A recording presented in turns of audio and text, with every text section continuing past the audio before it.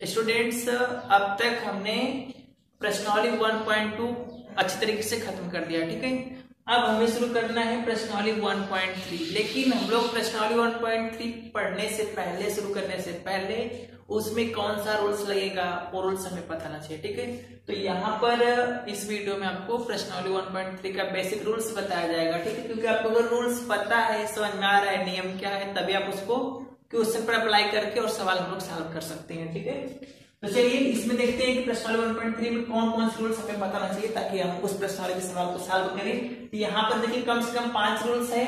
उपसमुच्चय के बारे में आपको बताना चाहिए, उचित उपसमुच्चय के बारे में बताना चाहिए, अधिसमुच्चय के बारे में बताना चाहिए, घात समुच्चय के बारे में बताना चाहिए और सार्वत्रिक समुच्चय के बारे में बताना चाहिए। ठीक है, तो सबसे पहले बात आती है उपसमुच्चय की। ठीक है, इसे हम लोग समझते हैं उदाहरण से। देखिए परिभाषा कह सकते हैं समुच्चय ए और समुच्चय बी, आपके पास दो समुच्चय है। ठीक है, यदि समुच्चय ए के सभी अवयव समुच्चय बी में हैं तो समुच्चय ए बी का उपसमुच्चय कहलाता है। बात समझिए आप लोग, यदि समुच्चय ए और समुच्चय बी, आपके पास कितने हैं? दो समुच्चय है। ठीक है, तो परिभाषा कैसे बताएंगे? यदि समुच्चय ए के सभी अवयव समुच्चय बी में हैं तो ए समुच्चय बी का उपसमुच्चय कहलाएगा। लेकिन बी क्या कहलाएगा? बी ए का अधिसमुच्चय कहलाएगा। तो यहाँ पर समझिए उदाहरण से आप लोग, जैसे मान लीजिए ए बराबर समुच्चय ए बराबर है 1 2 3 मान लेते हैं। ठीक है, समुच्चय ए में 3 अवयव है। समुच्चय बी में मान लेते हैं 1 2 3 4 5। ठीक है, तो समुच्चय ए और समुच्चय बी, आपके पास कितने समुच्चय हैं? दो समुच्चय हैं। समुच्चय ए के सभी अवयव समुच्चय बी में मिल रहे हैं ना, तो ए क्या होगा? ए उपसमुच्चय होगा किसका? बी का। ए उपसमुच्चय होगा बी का। लेकिन इसे लिखेंगे कैसे? लिखेंगे ए उपसमुच्चय बी। ठीक है, ए उपसमुच्चय होगा बी का, या फिर कह सकते हैं ए उपसमुच्चय है बी का। ठीक है, यहाँ पर ये भी लिख सकते हैं। ठीक है, ए उपसमुच्चय है बी का। इसे सिंबल में कैसे दिखाएंगे? इस तरीके से, ये किसका सिंबल है? उपसमुच्चय का है। ठीक है, चलिए अब जब ए उपसमुच्चय है बी का तो बी क्या है? ए तो उपसमुच्चय हो गया, ए उपसमुच्चय हो गया बी का। बी क्या है? बी अधिसमुच्चय है ए का। बी अधिसमुच्चय है ए का।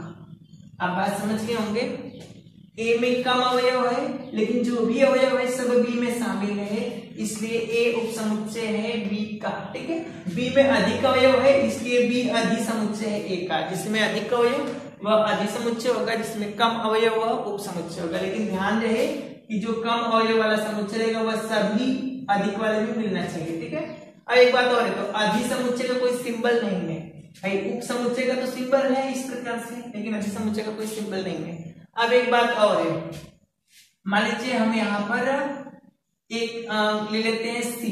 सी बराबर लिख देते हैं 1 2 7। ठीक है, तो अब हम लोग इन दोनों में तुलना करते हैं। तो सी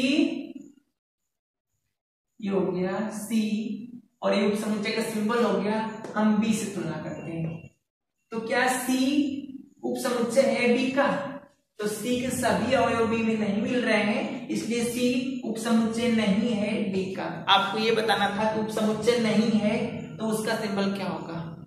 तो इस प्रकार से सी उपसमुच्चय नहीं है बी का। ठीक है, चलिए तो आप समझ गए होंगे कि ए उपसमुच्चय है बी का, उसे इस प्रकार से दिखाएंगे। यदि ए उपसमुच्चय है बी का तो बी क्या है? बी अधिसमुच्चय है ए का। ठीक, इतना कंफर्म हो गया। आप उपसमुच्चय अधिसमुच्चय के बारे में जान गए। अब उचित समुच्चय के बारे में हम लोग बात करते हैं। ठीक है, तो देखिए यदि यहां पर जो है, यहां पर ए क्या है? उपसमुच्चय तो है ही बी का, लेकिन ए उचित उपसमुच्चय भी है बी का। ठीक है, तो यहां पर आप दोनों चीज कह सकते हैं कि ए उपसमुच्चय है बी का और ए उचित उपसमुच्चय है बी का। कब उचित उपसमुच्चय कहेंगे? देखिए सिंबल वही सेम रहेगा, लेकिन उचित उपसमुच्चय कब कहेंगे? तो ध्यान दीजिए, यदि ए बराबर 1 2 3 हो और बी बराबर 3 2 1 ऐसे हो, तो यहाँ पर ए उपसमुच्चय है बी का। सिर्फ और सिर्फ ए उपसमुच्चय है बी का। ठीक है, उचित उपसमुच्चय नहीं कहेंगे। उचित कब होगा, यदि बी में ए के अलावा ढेर सारे अवयव होते हैं तो अब यहाँ पर क्या होता है, उचित उपसमुच्चय भी होता है। ठीक है, जैसे यहाँ पर है ए का अवयव बी में तो है, लेकिन बी में और भी अधिक अवयव है। जब बी में और भी अधिक अवयव रहेगा तो वहां पे आप क्या कहेंगे, उचित उपसमुच्चय कहेंगे। यानी आप एक चीज कह सकते हैं सीधे सीधे कि यदि ए नॉट इक्वल टू बी है तभी आपका क्या होगा, उचित उपसमुच्चय होगा। ठीक है, और यदि ए इक्वल टू बी है तो सिर्फ और सिर्फ क्या होगा, उपसमुच्चय होगा। बात क्लियर हुआ।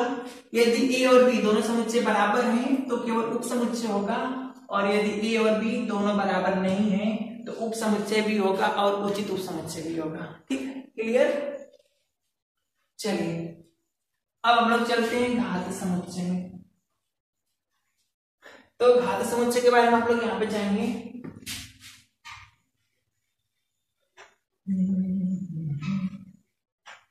देखिए,